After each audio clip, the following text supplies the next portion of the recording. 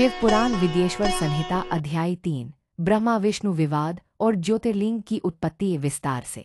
यह अध्याय शिव पुराण का अत्यंत महत्वपूर्ण भाग है, क्योंकि इसमें अनंत ज्योतिर्लिंग के प्रकट होने की अद्भुत कथा का वर्णन किया गया है। अध्याय 3 का कथानक। सूत जी ऋषियों से कहते हैं, एक बार ब्रह्मा सृष्टिकर्ता और विष्णु पालनकर्ता में यह विवाद हुआ कि कौन श्रेष्ठ है।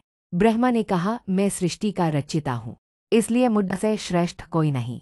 विष्णु ने कहा, मैं सृष्टि का पालन करता हूँ, इसलिए मैं सबसे बड़ा हूँ। इस विवाद से पूरा ब्रह्मांड विचलित हो गया। शिव का प्रकट होना।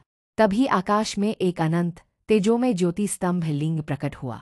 यह ज्योति का स्तंभ इतना विशाल था कि उसका आदिअंत किसी को नहीं मिला। उसकी तेजस्विता से सभी दिशाएं प्रकाशमान हो गईं। ब्रह्मा और विष्णु की परीक्षा। भगवान शिव की माया से दोनों देवताओं ने निर्णय लिया कि ब्रह्मा ऊपर जाकर ज्योति का सिरा खोजेंगे, विष्णु नीचे जाकर ज्योति का आधार खोजेंगे। दोनों युगों तक खोजते रहे, लेकिन किसी को अंत नहीं मिला।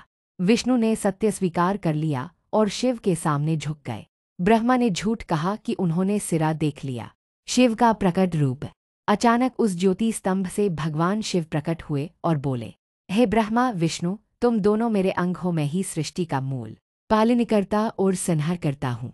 शिव ने ब्रह्मा को झूठ बोलने के कारण शाप दिया कि उनकी पृथ्वी पर पूजा नहीं होगी।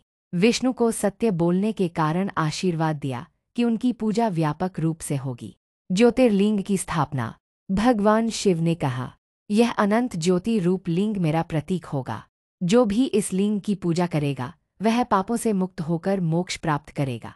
यही ज्योतिर्लिंग पूजा का प्रारंभ माना जाता है। सारांश। अध्याय 3 में बताया गया है कि शिव ही परमेश्वर हैं। ज्योतिर्लिंग उनका अनंत और सर्वोच्च स्वरूप है।